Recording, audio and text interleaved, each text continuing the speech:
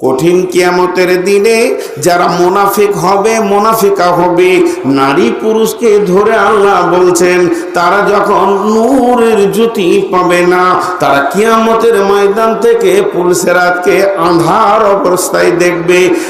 এই অবস্থায় দেখতে দেখতে দেখবে মুমিনেরা সেদিন নূরের আলো পেয়েছে, আর ওই আলোটা যখন ও পেয়েছে তখনই বলবে তোমার আলোর সঙ্গে আমাকে জড়িয়ে নাও। তখন বলবে তুমি ফিরে যাও, যার কাছে আমি নূর এনেছি তার কাছ থেকে তুমিও নিয়ে এসো। এ ফিরে তাকিয়ে দেখতে যাবে তো মনে মনে ভাববে আল্লাহ তো আমাকে নূর দেবে না, কারণ আমি আল্লাহর কাছ থেকে নূর পাবো এমন আমল আমি পৃথিবীর মাটিতে জমিনে করিনি। তখন দৌড় মারবে ওই লোকটার সঙ্গী হতে যার কাছে নূর আছে, আর তখন আল্লাহ একটা কলাকসিবেল গেটের মতো প্রাচীরকে দিয়ে দেবেন। সূরা হাদীদের মধ্যে বলছেন বিশ্বরেল্লাহু বাবন, ওখানে একটা দরজা থাকবে, তখন ওই ফুটা থাকবে দরজার, আর ওই রকম ছোট ফুটাতে মাথাটা ভরে দেখবে বাতিনুহু ফিহি রাহমাতুন ওয়া জাহিরুহু মিন কিবালিহিল আযাব, আমার সঙ্গী যে দেওয়ালের ভিতরে রয়েছে জান্নাতে চলে গেল। আর এই লোকটি তখন কঠিন আযাবে উপরে পড়ে যাবে, আর যখন আযাবে পড়বে তো জাহান্নামের গর্তের দিকে লোকটা পড়তে থাকবে। আর ওই পড়া অবস্থায় সে জান্নাতি লোকটাকে বলবে আলাম নাকুম মাকুম, আমি কি তোমার সঙ্গী ছিলাম না? তখন ওই লোকটা উত্তরে বলবে কলু বালা, হ্যাঁ তুমি আমার সঙ্গী ছিলে। এরপরে কটা কথা বলবে ওয়ালাকিন্নাকুম ফাতানতুম আনফুসাকুম ওয়া তারাব্বাসতুম ওয়া তাবতুম ওয়া গাররাতকুমুল আমানিয়া, তুমি দিনকে ধোঁকাবাজি করেছো, দিনের ব্যাপারে সন্দিহান করেছো, তুমি দিনকে নিয়ে অনেক রকম তামাশা করে নিয়েছো, দিনের উপরে তোমার একুরিটি কোনো বিশ্বাস ছিল না। এই দুইজনের মধ্যে কথা চলবে, এমন সময় আমার আল্লাহ যে ভাষাটা ব্যবহার করবে এটাই হচ্ছে বড় কঠিন। আল্লাহ বলবেন হাত্তা যা আমরুল্লাহ, এমন সময় আল্লাহর হুকুম এসে পৌঁছে যাবে। আমার আল্লাহ বলবেন ওয়াগারাকুম বিল্লাহিল গারার, ওয়াগারাকুম বিল্লাহিল গারার। জি, ওয়াগাররাকুম বিল্লাহিল গারুর একটা ছোট্ট উদাহরণ দিয়ে দিই, তাহলে বুঝে নেবেন। আজকে জালসার দিন, সীতারামপুরে একটা ছেলের নাম হচ্ছে জাহিদ, জাহিদ, ওকে ওর মা বাপ ডাকে জাহিদ রে। তো এখানেও খেলা করছে, জালসা হবে, 5-7 বছরের ছেলে খুশিতে খেলছে, প্যান্ডেল করা দেখছে। তোর মা নদীর ওই পার থেকে ডাকছে জাহিদ রে, এ জাহিদ, ওর আব্বা ডাকছে জাহিদ।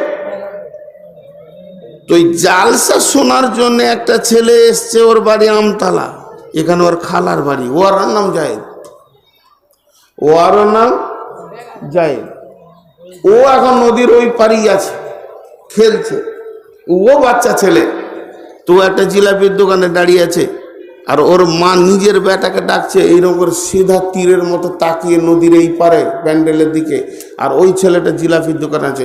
যখন ওর মা ডাকছে এই ছেলেটাকে জাহিদ রে, তো ও যে ছেলেটার নাম জাহিদ, আমতলা বাড়ি, ও চুমকে উঠবে কি উঠবে না? আমার নাম ধরে কে ডাকছে রে, আমার মা তো আসেনি। তো তাকিয়ে দেখবে ওই যে মেয়েটা ডাকছে, আস্তে আস্তে ওর বেটার দিকে চলে গেল, ওর নাম জাহিদ।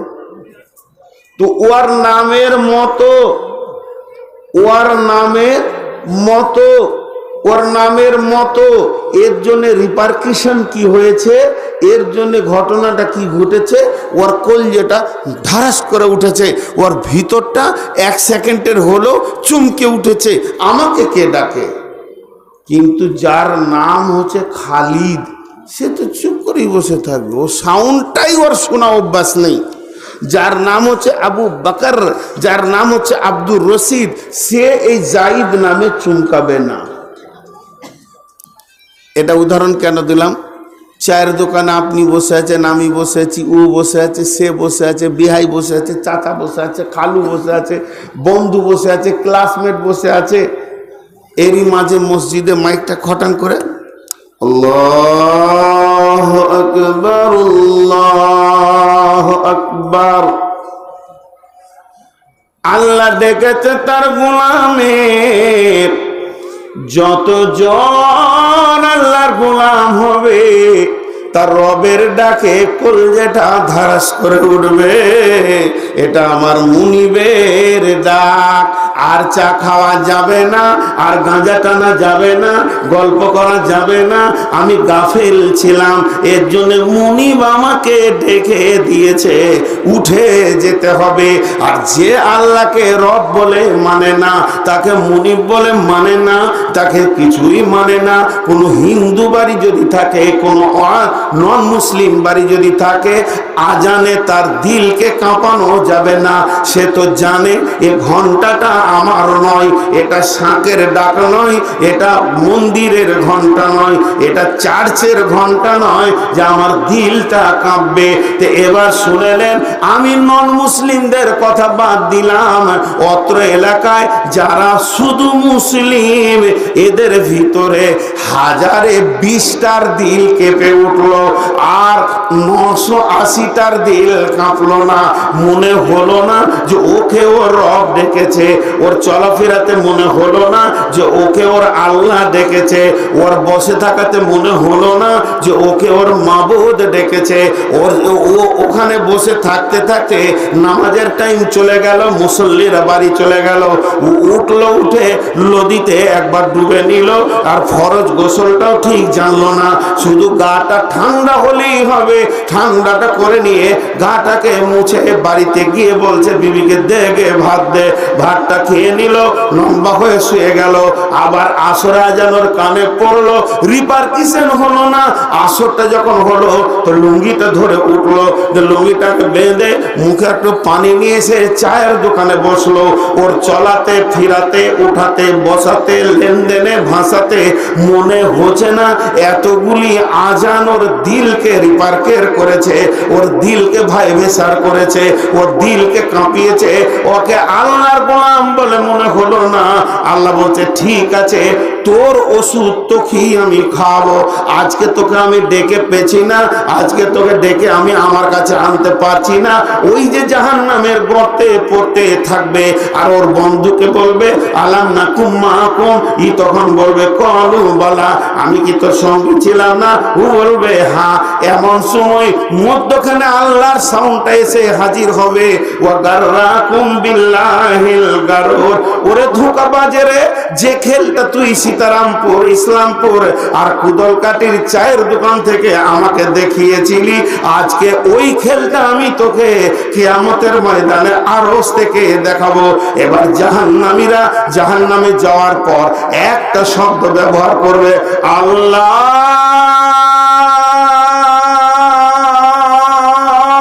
কোটি কোটি বছর ডাকবে, আল্লাহর দিলে কোনো রিপার্কেশন হবে না, আল্লাহর দিল কাঁপবে না, আল্লাহর দিল ফাটবে না, আল্লাহ তার দিকে মনোনিবেশন করবে না।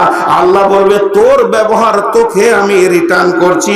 এর মানে হচ্ছে ওয়া গাররাকুম বিল্লাহিল গারুর। আমার সঙ্গে যখন তুই গুটি খেলেছিলি পৃথিবীতে, তোর থেকে আমি বড় খেলোয়াড়, তুই যত বড় প্লেয়ার তার থেকে লাখো গুণে বড় প্লেয়ার আমি। আজকে তোকে খেল দেখি আমি দিব, এরই নাম ওয়া গাররাকুম বিল্লাহিল গারুর। সফল কামকে, সফল কামকে, সফল কামকে, সফল কামকে। কে বেঁচে গেল? বেঁচে গেল যার উপরে তার মাবুদ রাজি হয়ে গেল। তো আপনাদের কাছে আমি উপস্থাপনা শেষ করে দিলাম। আল্লাহ বলছে সফল কাম লিবি, আয় আমি দিব। হাজি ভাই, আপনাদের এখানে ওই পঞ্চায়েত কোথা? সীতারামপুর আল্লাদের পঞ্চায়েত কোথা গো? দোগাছি। সুবহান আল্লাহ। যান কি করে গো মানতে? ছোট্ট করে একটা কথা জিজ্ঞেস করবো, আপনারা সবাই মুখ খোলেন। কালকে যদি পঞ্চায়েত থেকে একবার খবর আছে, একবার 5 বার 7 বার, আজান তো 12 বার তাকবীর দেয় প্রতি আজানে, আল্লাহু আকবার আল্লাহু আকবার করে 5 বার 60 বার, 60 বার দিনে ডাকা হয়। তো সব বাদ দিলাম, আমি 60 বার বলছি না, খালি একবার যদি সীতারামপুরে বলা হয়, পঞ্চায়েত থেকে এই মর্মে ঘোষণা দেওয়া হচ্ছে প্রতিটি আধার কার্ডে 2 কেজি গম, প্রতিটি আধার কার্ডে ক কেজি গম। তো সীতারামপুরের টোটাল ধরেন আধার কার্ড আছে, আমি আইডিয়া করে বলছি 5000, তো কত যাবে, কটা বাদ পড়বে? বাদ পড়বে? আরে হ্যাঁ না বলে না, বাদ পড়বে। কিন্তু আল্লাহর মসজিদে বাদ পড়ছে। প্রধানের ডাকে যে রস আছে, আল্লাহর ডাকে সে রস এদের কাছে নাই। মাত্র 2 কেজি গম। গমটা যখন পাবে, ও খুশিতে মাঠে মাঠে বাড়িতে হেঁটে ঘরে 7খানা লোকরে, আমার ফ্যামিলিতে রে 14 কেজি পেয়েছি রে। ও ভাবছে জান্নাতুল ফেরদাউসের চাবিটা মনে হয় প্রধান দিয়েই দিলে। জি, তারপরে শেষ দিকে 3 জন পায় নাই, ওই নিয়ে কিলাকিলি গুঁতাগুঁতি করতে করতে 2টা মার্ডার চলছে এগুলো। কিন্তু আল্লাহ দিছে যেগুলো নিছে না। এবার আল্লাহ বলছেন সফল কাম কাকে বলে? সবাই আমার সঙ্গে আয়াতটা পড়বেন ইনশাআল্লাহ, সবাই পড়বেন, যত মানুষ আছেন গুনগুন গুনগুন করে আমার সঙ্গে আয়াতটা, আর আল্লাহকে খুশি করার জন্য পড়েন। সফল কামের আয়াত দেখাচ্ছি, কামিয়াবির আয়াত দুনিয়া আখিরাতে। আউযু বিল্লাহি মিনাশ শাইতানির রাজীম। বিসমিল্লাহির রহমানির রহিম। আপনারা পড়েছিলেন, আমি একটু শুনি কম তো। দেখেন ভাই, ঠাট্টাই আর কি করছি না, সিধা করে বলে দিছি, দুঃখ করেন না। আমরা কেমন মুসলমান যে আমি আপনাদেরকে একটু কোরআনের আয়াত পড়তে বললাম আমার সঙ্গে, আমি ধীরে ধীরে পড়ব, যার জানা আছে সে পড়েন জোরে, কিন্তু পারছেন না কেন? কেন? লজ্জা লাগছে, শরম লাগছে। কোরআন পড়বো রে, ছি ছি, তাই পড়া যায়? কিন্তু খালি একবার বলে দেওয়া হয় তৃণমূল কংগ্রেস জিনো অহুত জিনো অহুত জিনো, ও আরো লাফিয়ে কুদিয়ে বলবে জিনো অহুত জিনো। ও ভাবছে যে স্বয়ং আল্লাহ মনে হয় রাজি হয়ে যাবে আমার উপরে। জি, বুড়া বুড়া মানুষ, এত সবুজ রং মেখেছে, ও মনে হচ্ছে যে জিবরাইল ফেরেশতাকে দেখছে আর হাসছে খিলখিল করে, জান্নাতি লোক রে। হ্যাঁ, কিন্তু কোরআনের আয়াত পড়তে পারলাম না। আমি আবার বছিয়ে, আর অনেকে বলে আপনার বাংলাদেশে বায়ানগুলো কেন ভালো হয়? বাংলাদেশে বিসমিল্লাহটা আমি পড়লে তো শ্রোতারা সঙ্গে সঙ্গে ধরে নেয়। একটা ইউটিউবে দেখাতে পারবেন না যে নূর মোহাম্মদ ওদেরকে বলেছে যে পড়, ধরে নেবে। আমি যে গজলটা বললাম প্রথমে উঠে, বাংলাদেশে বলি না, বললে তো হইচই লেগে যায়, সব শুরু করে দেবে। ওরা বক্তাকে বকাতে জানে। সবাই মহব্বতের সঙ্গে বলি বিসমিল্লাহ, জোরে বলেন বিসমিল্লাহির রহমানির রহিম। আলিফ লাম মিম। যালিকাল কিতাবু লা রাইবা ফীহি হুদাল লিল মুত্তাকিন। একটু জোরে বলেন আল্লাযীনা ইউমিনুনা বিল গায়বি ওয়া ইউকিমুনাস সালাতা ওয়া মিম্মা রাযাকনাহুম ইউনফিকুন। জি, একটু জোরে বলেন ওয়াল্লাযীনা ইউমিনুনা বিমা উনজিলা ইলাইকা ওয়া মা উনজিলা মিন ক্বাবলিকা ওয়া বিল আখিরাতি হুম ইউকিনুন। কটা কথা বললেন আল্লাহ এখানে? ছটা। ছটা ছটা কটা বললেন? ছটা। আর ইমান নিয়ে 7টা। যে আল্লাহ শেষকালে কি বলছেন? উলাইকা আলা হুদাম মির রাব্বিহিম ওয়া উলাইকা হুমুল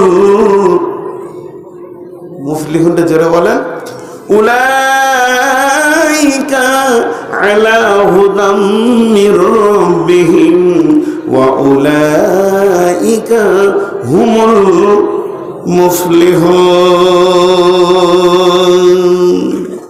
আল্লাহ বলছে এরাই কামিয়াব, এরাই কামিয়াব। যার ভিতরে 6-7খানা গুণ আছে সে কামিয়াব, সে কামিয়াব, সে কামিয়াব। এটা আল্লাহ বলেছেন। আমাদেরকে যদি কামিয়াব হতে হয় তো এগুলোকে ভালো করে শুনে আমলের ময়দানে আনতে হবে।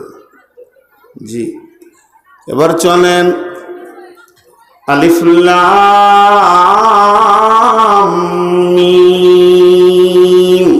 এগুলোকে বাংলাতে বলা হয় কাটা কাটা অক্ষর, হরফে মুকাত্তাআত, ছেদ ছেদ অক্ষর। এ ব্যাপারে কোনো তফসির তরজমা পৃথিবীর বুকে আসেনি। এমনকি কোরআনের যিনি স্বয়ং মুফাসসির মডেল নবী মুহাম্মদ সাল্লাল্লাহু আলাইহি সাল্লাম, এ ব্যাপারেও কোনো তফসির করেননি। বিশ্ব নবী শুধু এতটুকুই বলেছেন, কোরআনে প্রতিটি অক্ষরে একটা করে নেকি রয়েছে, আর প্রতিটি নেকি 10 গুণে গুণান্বিত হয়ে যাবে। তাহলে অক্ষর বলতে আলিফ লাম মিম একটা অক্ষর নয়, বরং আলিফ একটা অক্ষর, লাম একটা অক্ষর, মিম একটা অক্ষর। এর ভিতরে 3খানা অক্ষর লুকানো রয়েছে। যে লোকটা আলিফ লাম মিম বলবে সে কি হবে না, সে 3 10 30টার নেকি পেয়ে যাবে। আল্লাহ তাবারাক ওয়া তাআলা বলছেন আলিফ লাম মিম। এটা কোনো তরজমা নাই, তফসিরও নাই। এর মানেটা কে জানেন? কে জানেন? আল্লাহ জানেন। এর জন্য আল্লাহ তাবারাক ওয়া তাআলা কোরআনের মধ্যে বলেছেন বিসমিল্লাহির রহমানির রহিম, ওয়া মা উতিতুম মিনাল ইলমি ইল্লা কালিল। এই গোটা কোরআনটা আল্লাহর, তবে এটা ভাবিয়েন না আল্লাহ সমস্ত বুদ্ধিটাই এই কোরআনে আছে। জি না, আল্লাহ সমস্তটা দেননি। আল্লাহ বলেছেন ওয়া মা উতিতুম মিনাল ইলমি ইল্লা কালিল। আমি তোদেরকে যেটা দিয়েছি আমার ইলমের মহাসমুদ্র থেকে 1 ফোঁটা দিয়েছি মাত্র, বাকিটা আমার কাছে আছে। তার মানে এটা সংকীর্ণ অল্প দেওয়া হয়েছে। এটা কতটা দেওয়া হয়েছে? বিসমিল্লাহ দিয়ে শুরু করেন, মিনাল জিন্নাতি ওয়ান নাস। মা বা দিয়ে শুরু হলো আর সিন দিয়ে শেষ হলো। বা সিন যাবার বাস, বাস মানে যথেষ্ট। এটা কার জন্য যথেষ্ট? একটা মানুষের জন্য তার জীবনটাকে আলো করা যথেষ্ট, একটা মানুষের জন্য চলাফেরার যথেষ্ট। এটা যতটা আল্লাহ দিয়েছেন একটা মানুষের দুনিয়া আখিরাতের জন্য যথেষ্ট, আখিরাতের নাজাতের জন্য যথেষ্ট। আল্লাহ কিন্তু সমস্ত তার ইলমগুলো দিয়ে দেননি। আমাদের যতটা প্রয়োজন অতটাই আল্লাহ দিয়ে দিয়েছেন। এরপরে আর আমাদের প্রয়োজন আসবে না, প্রয়োজন লাগবে না, নতুন কোনো আয়াত নাজিল করার দরকার হবে না। যে শ্রেণীর মানুষ হোক না কেন কোরআন থেকে পেয়ে যাবে। এর জন্য আল্লাহ তাবারাক ওয়া তাআলা মহাসমুদ্রে কি লুকানো আছে সেটা পৃথিবীর কেউ জানে না। তেমনি কোরআনে যতগুলি হারফে মুকাত্তাআত আছে, এই হারফে মুকাত্তাআতের ভিতরে আল্লাহ গভীর ইলমের মহা হীরের টুকরোগুলো লুকিয়ে রেখেছেন। কাফ হা ইয়া আইন সাদ ইয়াসিন নুন আলিফ লাম মিম রা, আলিফ লাম রা। এইভাবে যতগুলি হরফে মুকাত্তাআত এসেছে এর ব্যাপারটা আল্লাহ ছাড়া পৃথিবীর কেউ জানে না।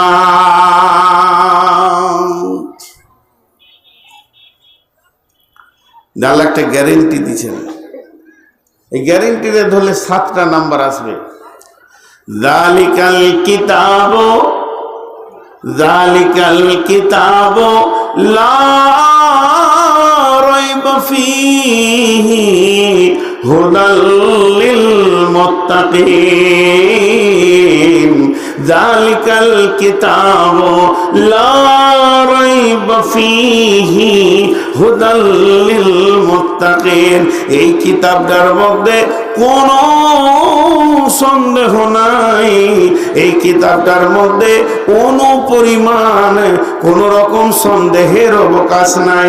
আপনি আমি এই কিতাবটা সন্দেহ করতে পারি না, এমন কিছু এখানে লুকানো নাই, কোনো সন্দেহ নাই। হুদাল লিল মুত্তাকিন, এটা হচ্ছে মুত্তাকিদের জন্য, পরেশগারদের জন্য, ঈমানদারদের জন্য হেদায়েত স্বরূপ পাঠানো হয়েছে। যে ব্যক্তি পরেশগার হবে সে কোরআন থেকে হেদায়েত নেবে, যে ব্যক্তি খোদাভীরু হবে সে কোরআন থেকে হেদায়েত নেবে। আর যে ব্যক্তিটা খোদাভীরু হবে না, যার মধ্যে আল্লাহ ভীতু নাই, ও কিন্তু কোরআন থেকে হেদায়েত নিতে পারবে না, পারবে না, পারবে না। এর জন্য আল্লাহ তাবারাক ওয়া তাআলা বলছেন যালিকাল কিতাবু লা রাইবা ফীহি।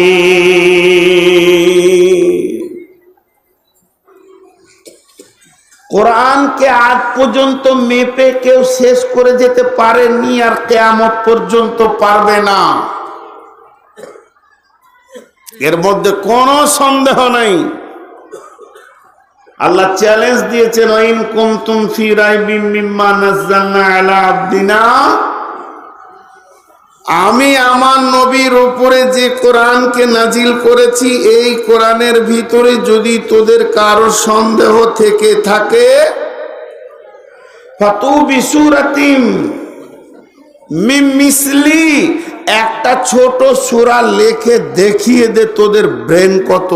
ওয়াদউ শুহাদাআকুম, তোরা তোদের বন্ধুগুলোকে ডেকে এক জায়গায় জমা করলে মিন দুনিল্লাহি ইন কুনতুম সাদিকিন, আল্লাহকে বাদ দিয়ে যদি তোদের দাবি সত্য থাকে তো একটা আয়াত লিখ। জি, কত রকম কোরআন শরীফ কিনে খেল করছে গো। বলছে 40 পারা, কেউ বলছে 60 পারা, কেউ বলছে 90 পারা, কেউ বলছে 120 পারা। আবে তুই 2000 পারা বল না, তোকে মানা কে করেছে? বলে আমাদের পীর সাহেবের কাছে পারাগুলো লুকানো আছে। ওদের পীর সাহেব যে কত দামি, বাকি পারাগুলো লুকানো আছে। আমাদের এই কেতুগ্রাম, এই বর্ধমানে একটা থানা আছে, ওখানে এক পীর আছে, ও নিজেকে আবার আল্লাহ দাবি করে। সব পীরই আল্লাহ দাবি করে। বাংলাদেশে এমন এমন পীর আছে, যদি আপনি কথা শুনেন তো মাথা খারাপ হয়ে যাবে। একজন বলেছে যে আল্লাহ যখন কোনো সমস্যায় পড়ে তো আমার কাছে সাহায্য চায়। মরলো, গরুটা 1 বছর হলো মরলো। আর একজন বলেছে যে আল্লাহ কখনো কখনো টেনশনে ভুগলে আমার কাছে পরামর্শ নেয়। আর এখন একটা গরু 3 মাস আগে মরেছে, এই কুত্তাটা বলেছে আল্লাহ আমার ব্যাটার পকেটে ঢুকে আছে, যা বলবো তাই হবে। ওদের সাহস প্রচুর, এর ধরনের কথা বলে। জি, তো খুব ভাবেন জিনিসগুলো। চ্যালেঞ্জ করছে আল্লাহকে, আল্লাহকে চ্যালেঞ্জ করছে। আল্লাহ তাবারাক ওয়া তাআলা বলছেন সর্বযুগে চ্যালেঞ্জ তোদের সঙ্গে আমার থেকে গেল, রয়ে গেল, কিন্তু তুই পারবি না।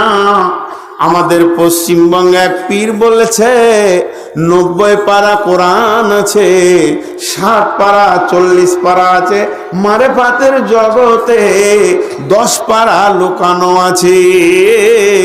যারা মারেফাতের দরজা খুলবে তারাই শুধু সেই কোরআনের সাক্ষাৎ পাবে, নচেত কেউ পাবে না। একটা কারি সাহেব বলছিলেন যে ওই পীরকে ডেকে বলা হলো তো সেই 90 পারা থেকে একটা আয়াত বলতো, 30 পারা বাদ দিয়ে বাকি 40 পারাই ধরলাম, 10 পারা বেশি, তো একটা আয়াত বল। তখন ই বলছে আয়াত তো বলবো, তুই বুঝবি, তোর মুখস্থ আছে, তুই কোন হাফেজ, তোর তো 30 পাড়াতেই কুটকুটি শেষ। বলো না জি, বলো। বলছে আয়াত দেখেন কেমন, ফাত্তা ফাতাং, এ তরজমা কি বে, তফসিরি। বলছে আয়াতটা হচ্ছে ফাত্তা ফাতাং। এবার কারি সাহেবকে বলছে কত নম্বর সূরা, কোন কোথায় আছে, গোটা কোরআন খুঁজে তুই পাবি না, আমি হলাম মারিফাতের পীর, আমার কাছে লুকানো রয়েছে ফাত্তা ফাতাং। এর মানেটা পৃথিবীর কেউ দিতে পারবে না, এটা এত কঠিন এত জটিল, এর ভিতরে ঢোকার তোর ক্ষমতা নাই। কারি সাহেব রেগে গেছে, ওর হাতে ছিল লাঠি, সুবহানাল্লাহি বিহামদিহি। ও তখন বলছে আয়াতের মাঝে থেকে বললে কি ভাবছিস যে আমি আয়াতটা জানি না? আয়াতের শুরুটা বাদ দিয়ে অর্ধেক থেকে তুমি শেষ দিকটা বলেছে, শুরুটা কি জানো, লাঠিটা করার পাছায় দুটা লাঠি দিয়ে বলছে আগে আছে গুপ্তা গুতাং, তারপরে রে শালা ফাত্তা ফাতাং। এবার তোকে সূরার নাম বলবো, বলছে আর বলতে হবে না, 2 লাঠিতেও বুঝে নিয়েছে। জি, আবে থাপ্তাপ ফাবে থাপ্তাপ, আবে গায়েব ফাবে গায়েব। দেখেন তরজমা তফসির দেখেন, 40 পারার আয়াত। ভাইরা আমার, তো আমার আল্লাহ বলছেন যালিকাল কিতাবু, যালিকাল কিতাবু লা রাইবা ফীহি হুদাল লিল মুত্তাকিন। এই কিতাবটার মধ্যে কোনো সন্দেহ নাই। এই কিতাবটা কি কাজে লাগবে? এই কিতাবটা কাজে লাগবে মুত্তাকিদের জন্য, হেদায়েতের কাজে লাগবে। আখ বা কুসর নামে একটা বস্তু আছে, যার দাঁত আছে সে মধুর মিষ্টি পাবে, আর যে লোকটার দাঁত নাই সে কুসর থেকে কিছুই নিতে পারবে না, পারবে না। 1 নম্বর হলো কুসরের মধু মিষ্টিটা যদি মুখে নিতে হয় তার দাঁত থাকা শর্ত আছে, তেমনি কোরআনের ভিতরে মধু অমৃত লুকানো আছে। কাউকে যদি নিতে হয় তো আল্লাহর ভয়ের শর্ত আছে, যে দিলটাতে, যে হৃদয়টাতে, যে বুকের ভিতরে, যে ব্রেনের ভিতরে, যে দেহের ভিতরে আল্লাহর ভয় আছে, ওই লোকটার হাতে কোরআন তুলে দাও। ও কোরআনের প্রতিটি আয়াতে আয়াতে, কোরআনের প্রতিটি শব্দে শব্দে, কোরআনের প্রতিটি সূরাতে সূরাতে, কোরআনের প্রতিটি পারাতে পারাতে, কোরআনের প্রতিটি পাতায় পাতায়, কোরআনের প্রতিটি অক্ষরে অক্ষরে, কোরআনের প্রতিটি জের জবারে সে আপনার মধুর রস নিতে পারবে, হেদায়েতের নূর খুলে নিতে পারবে। আর যে লোকটা দিলে আল্লাহর ভয় নাই, যে আল্লাহকে ভয় করে না, যার হৃদয় আল্লাহর ভয়ে কাঁপে না, যার হৃদয় আল্লাহকে ভয় করে না, ওই লোকটা যদি গোটা কোরআনটাকে ইয়াদ করে নেয়, মুখস্থ করে নেয়, তথাপি সে কোরআনের আসল স্বাদ গ্রহণ করতে পারবে না, পারবে না, পারবে না, পারবে না। তাই আল্লাহ তাবারাক ওয়া তাআলা বলছেন যালিকাল কিতাবু লা রাইবা ফীহি, এই কিতাবটার মধ্যে কোনো সন্দেহ নাই, হুদাল লিল মুত্তাকিন। আর এই আয়াতটাকে যদি একবার নেগেটিভ তরজমা করা হয়, এই আয়াতটাকে যদি বেঈমানদের জন্য তরজমা করা হয়, তো এই আয়াতের নেগেটিভ তরজমা হচ্ছে এটাই, গোটা কোরআনটা সন্দেহ আছে, কোনো ঠিক কথা একটাও নাই। কারণ যে ব্যক্তি বেঈমান হবে তার জন্যে।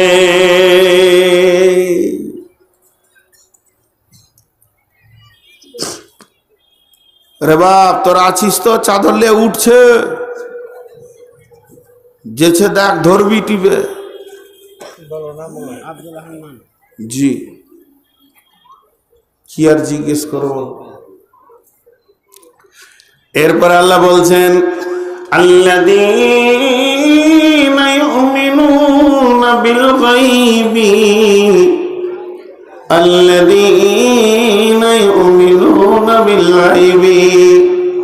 আবার আল্লাহ এই কথাটাকে বিস্তারিত বলেছেন সূরা মুলকের ভিতরে। ইন্নাল্লাযীনা ইয়াখশাউনা বিল গায়বি লাহুম মাগফিরাতুন ওয়া আজরুন কাবীর। ইন্নাল্লাযীনা ইয়াখশাউনা রাব্বাহুম বিল গায়বি লাহুম মাগফিরাতুন ওয়া আজরুন কাবীর। আর এখানে বলছেন আল্লাযীনা ইউমিনুনা বিল গায়বি, যে লোকটা ঈমান আনলো অদৃশ্যের উপরে, গায়েবের উপরে, দেখলো না অথচ ঈমান আনলো। আল্লাহকে দেখলো না, ঈমান আনলো। ফেরেশতা দেখলো না, ঈমান আনলো। কবরে আযাব দেখলো না, ঈমান আনলো। পুলসিরাতের উপরে ঈমান আনলো। মিজানের উপরে ঈমান আনলো। কিয়ামতের উপরে ঈমান আনলো। জাহান্নামের উপরে ঈমান আনলো। জান্নাতের উপরে ঈমান আনলো। যতগুলি কোনদিন সে দেখলো না, অথচ সে ঈমান আনলো।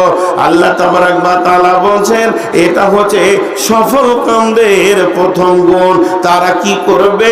দেখবে না, অথচ ঈমান আনবে। আর ঈমান আনার পরে পরে তারা দুটি আমল করবে। আল্লাযীনা ইউমিনুনা বিল গায়বি ওয়া ইউকিমুনাস সালাতা, তারা নামাজকে কায়েম করবে। ওয়া মিম্মা রাযাকনাহুম ইউনফিকুন, সে কি করবে? নিজের রুজি থেকে আল্লাহর রাস্তায় দান করবে।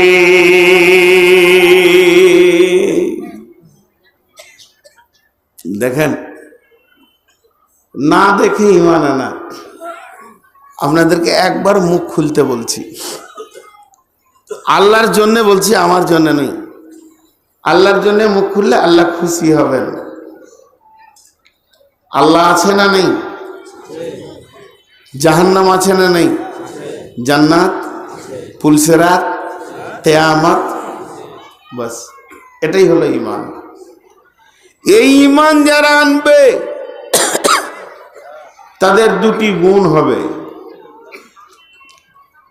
পাম্প মেশিন স্টার্ট হয়ে গেলে দুটি গুণ হবে, ধোঁয়া বের হবে আর কাঁপবে।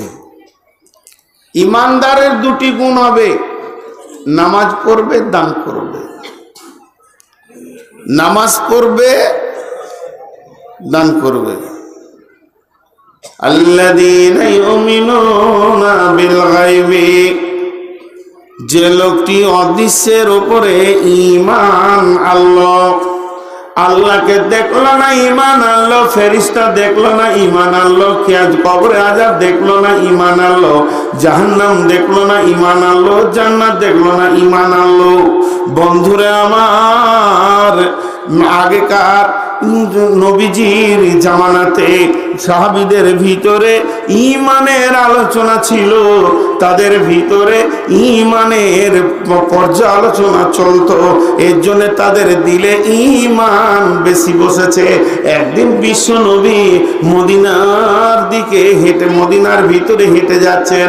আর এমন সময় এক মুনাফিক একটা ঘোড়াকে বিক্রি করার জন্য মদিনার হাটের দিকে যাচ্ছেন। আর বিশ্ব নবীর সঙ্গে যখন দেখা হয়ে গেল, নবীজি বললেন, তুমি কি ঘোড়াটা বিক্রি করবে? সে বলল, হ্যাঁ বিক্রি করব। নবীজি ওর সঙ্গে একটা দাম সিলেক্ট করে নিল। একটা দাম যখন সিলেক্ট হয়ে গেল, লোকটি বলল, নবীজি বললেন, এরে বাবু এসো না, তুমি আমার সঙ্গে এসো। তুমি এসে ওই ঘোড়াটা আমার ঘরে দিয়ে আসবে, আর তোমার টাকাটা তুমি বুঝে নেবে। এবার বিশ্বনবী ঘরের দিকে হাঁটতে শুরু করলেন, আর ঘোড়াওয়ালা তার ঘোড়ার লাগাম ধরে নবীজির পেছনে পেছনে যেতে শুরু করলেন। এই যেতে যেতে কিছুটা রাস্তা গেছে, কি অর্ধেক রাস্তা গেছে, এমন সময় ওই দিক থেকে আর একটা মুনাফিক আসছিল। সে একে জিজ্ঞেস করলো, কত দাম হলো? মনে করেনি, বলল যে 100 কি 200 দিরহাম দাম হয়েছে। তখন এই লোকটা কিছুটা দাম বাড়িয়ে দিয়ে রসুলের সঙ্গে মুনাফিকের ফিতনা বাঁধিয়ে দিল। তখন বলছে যে, শোনো, যদি আমাকে দিত তো এই দিতাম।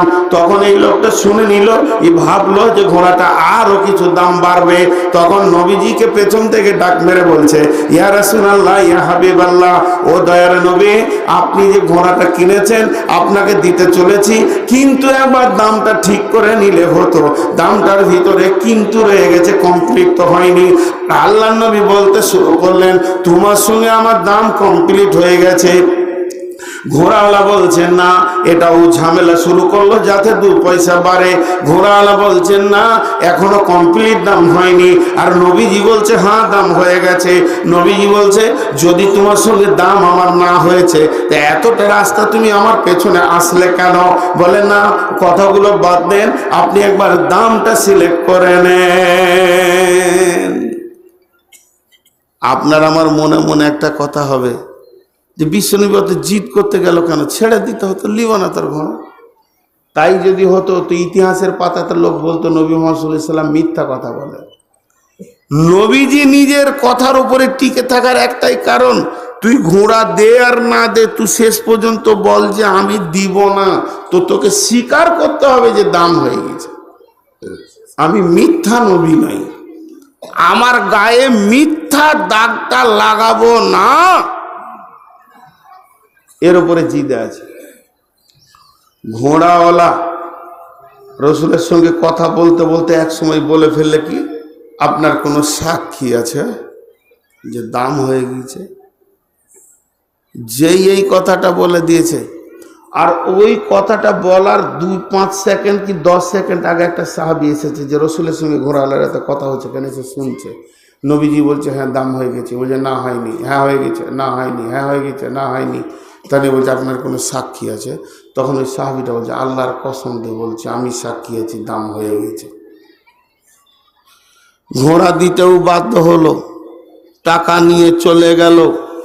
বিশ্বনবী সাহাবীটাকে বলছেন, হ্যাঁ গো, ওর সঙ্গে যখন দাম হয় তখন তুমি ছিলে না, ওর সঙ্গে দামের কমপ্লিট হয় তখন তুমি ছিলে না, এতটা রাস্তাও আমাকে ঘোড়াটা দেওয়ার জন্য বাড়ি দিকে এসেছে তখনও তুমি ছিলে না, ওর সঙ্গে যখন বাগবিতণ্ডাটা শুরু হয় তখনও তুমি ছিলে না, বাগবিতণ্ডাটা যখন উচ্চ পর্যায়ে চলে গেছে তখন তুমি এলে। আর ও বলে দিল তোমার কোনো সাক্ষী আছে কি? আর তুমি তো বলে দিলে আমি আল্লাহর কসম বলছি ঘোড়া দাম হয়ে গেছে, তাহলে তুমি কেমন করে সাক্ষী দিলে? এই সাহাবীটা বলতেন, ইয়া রাসূলুল্লাহ, আল্লাহ আছে এ কথা আমি জানি না, জাহান্নাম আছে এটা আমি জানি না, জান্নাত আছে এটা আমি কোনোদিন বুঝি না, কিন্তু আপনার জিভটাকে অতটাই বিশ্বাস করি। আপনি একজন সত্য নবী হিসেবে পৃথিবীতে এসেছেন, আপনি বলেছেন ফেরেশতা আছে তাই ভয় করি, গুনাহ করি না, আপনি বলেছেন আল্লাহ আছে তাই রাত্রিতে উঠে হু হু করে আল্লাহর কাছে কাঁদি, আপনি বলেছেন জাহান্নাম আছে তাই জাহান্নামের ভয়ে কাঁদি, আপনি বলেছেন জান্নাত আছে তাই জান্নাতের আশা করি। যতগুলি আপনি বলেছেন আপনার জীবের উপরে বিশ্বাস করে আমি ইমানের এরকম একটা স্তরে স্ট্যান্ডে দাঁড়িয়ে আছি, আর আপনি এতক্ষণ থেকে বলছেন যে ঘোড়াটার দাম হয়ে গেছে, এটাই খালি মিথ্যা হবে, এটা কোনোদিন হতে পারে না। তাহলে যার জবানের উপরে এতগুলি বিশ্বাস রেখেছি ওই লোকটা মিথ্যা বলবে? হতে পারে না, হতে পারে না। যেদিন আপনাকে সত্য নবী বলে সাক্ষী দিয়ে দিয়েছি সেই দিন বুঝে নিয়েছি আপনার জবানের সমস্ত বাক্যগুলি সত্য। আর আপনি আমার সামনে কম করে কয়েকবার বললেন দাম হয়ে গেছে, দাম হয়ে গেছে, আর ওই জীবে বলেছে আল্লাহ আছে, আল্লাহ আছে। আমি আল্লাহর ভয়ে যখন কাঁদি তাহলে এটাও ঠিক আছে যে দাম হয়ে গেছে।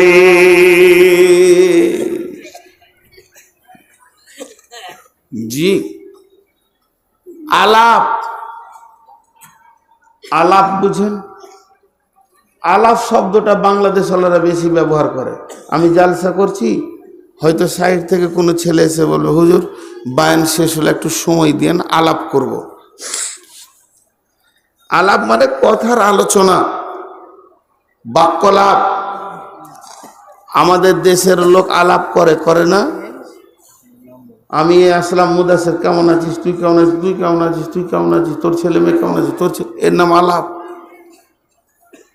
বহুদিন পর আপনার কলেজের লাইফের ছাত্রর সঙ্গে দেখা, কিরে বিয়ে শাদী কোথা করলি, ছেলে পিলে কয়টা হলো, আলাপ। যারা ব্যবসাদার তারা ব্যবসার আলাপ করে, কোন দিকে মার্কেটটা কেমন চলছে। এইভাবে শিক্ষকের আলাপ করে, চাকরিজীবীরা আলাপ করে, মৌলানার আলাপ করে, কোন মাদ্রাসা কি অবস্থা।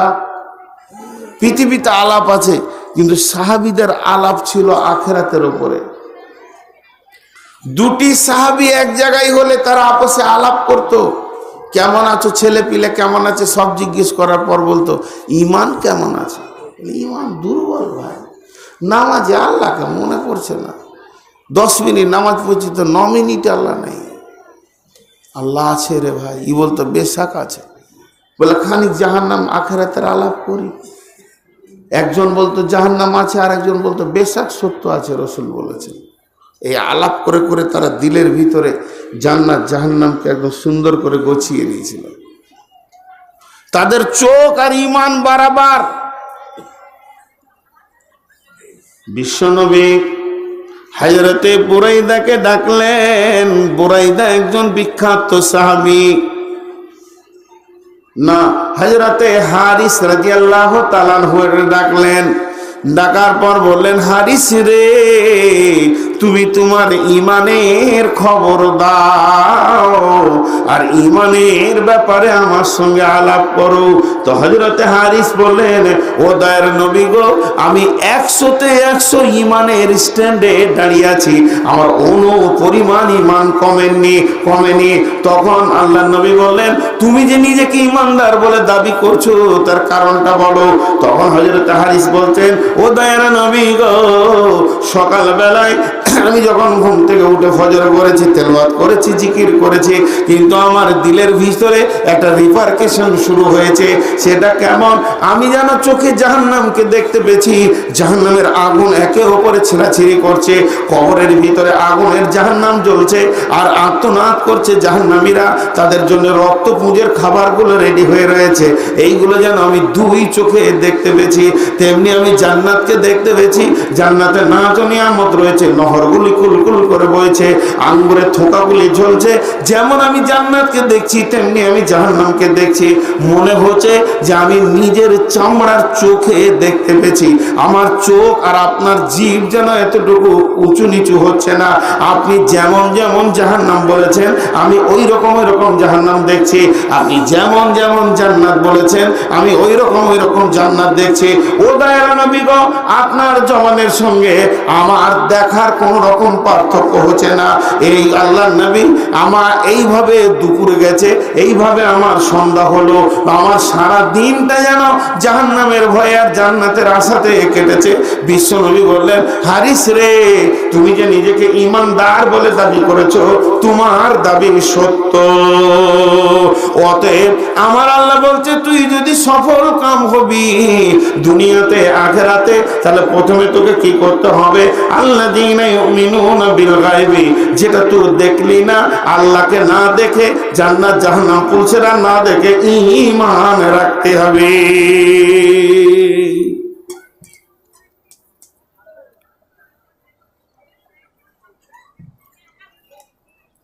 না দেখে ঈমান রাখতে হবে। আর ঈমানদার কি করবে? الذين يقيمون الصلاة, ওই লোক নামাজ কায়েম করবে। ঈমানদার বেনামাজি হয় না, বেনামাজি ঈমানদার হতে পারে না। ঈমানদার বেনামাজি